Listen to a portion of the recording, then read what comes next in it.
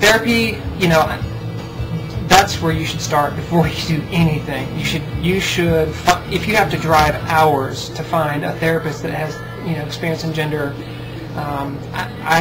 that's where you need to go. You need to make sure you need to build the foundation of your transition, which is you need to go work through those things that you're feeling and thinking, and be sure that you want to transition.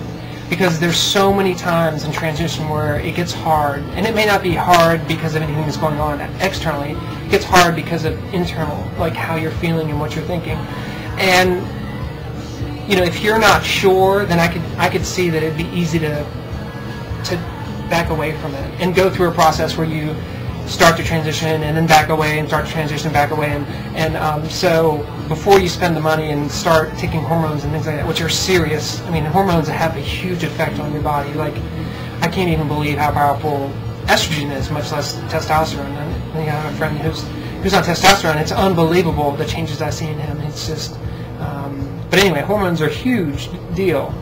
So don't start hormones until you're there, you know. And also, you know, you're going to need, the system is set up that, you know, whether they like it or not, there are gatekeepers in the process. There are people who you have to get letters of approval for, and you know, if you want to be under the care of a doctor for an endocrinologist or something like that, you have to have a letter. And if you self-medicate, start taking hormones, buy it wherever you can get it, start taking it yourself, and then you go to that process, you know, you're going to spend a lot of time. You're going to spend a lot of time trying to prove that, hey, I'm not this, you know, irresponsible teenager that would self-medicate, rather than starting out in a place where I'm an adult and I'm taking control of my life, and I'm doing it the way that it needs to be done, the proper way, which is, you know, that's the system. They believe that, you know, this is the way you should do it. And at some point, you're going to go into that system. You cannot avoid it. And if you don't respect that, when you get there, it could be harder. You know, I'm not saying that it will be, because I haven't done that. But there were times where I thought about maybe I would adjust my own, you know, medication. I wasn't happy with what I was getting from my doctor. Maybe I'd do something different. But the implications of that down the road seemed to be far more negative than what I was going through. So, you know, I always chose not to, and I always worked through that, and I've gotten to a place where I'm happy. So, you know, I would recommend therapists, travel. If you have to go there once a month and it takes you 3 hours each way, do it. Like, do that. That's very important. And then, you know, go from there. And you know, you'll keep collecting information about other stuff. So, FFS procedures, you know, FFS videos are definitely interesting to watch people go through their transition. You get to see changes in what people, how far they're getting in, what kind of surgery they've gotten, and how effective it was for them. And I don't know, it's just more information. Plus, it's good to see people who just become beautiful and realize their dreams of how they want to look. And I don't have any. I watch videos too. I watch, you know, the FFS videos and follow people who are going through FFS. But I don't have any. I have not done any serious research other than the one time that I, you know, did a consultation and got a quote and all that stuff.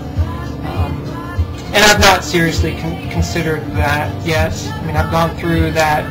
That was a symptom, I think, of my not feeling good about me, and so I feel really good about myself these days. So I haven't really gone through that. And, let's see what else we got. Did I miss anything? And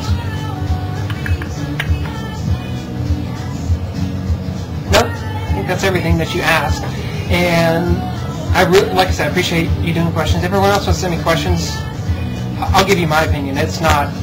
Maybe it's not worth anything, but it's information that I'd like to share, and you can take it and put it with all the other information you get, and you know, it's interesting when you start going through transition, all the question marks there are.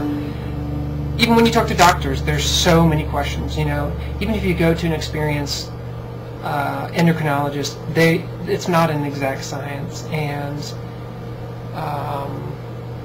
you're going to have to ask questions and gather information and pay attention to what's being said, and what other people are doing and saying, and how their doctors are, and ask them what their doctors are saying to them, because you have to really collect the information, because it's not, in my experience, it's not been presented to me in a way like this is the way that you do HRT to transition. There's so many nebulous things that I'm not able to get doctors to commit to, and actually I've seen some doctors that said, look, I don't know, and no one does, which I don't believe. I think it's a cop-out. I think there's plenty of opportunity for doctors to go and get more information about this, but at least in my area they don't. So I think that puts a lot of responsibility on you, and people should be asking questions, and people should be using this forum to exchange that information, because you can't just find it. I mean, I've spent a lot of time reading, talking to other people who've transitioned, comparing notes, comparing stories, trying to understand. No one person has the answer. And there probably is no one solution for transition, but in any case, you should definitely get more information. And I think this forum is a really good place. I think that sometimes people do it, but not a lot of people. There's a lot of people asking questions, and at least lately I haven't seen many videos there about these particular things. So I really appreciate your questions. Thanks.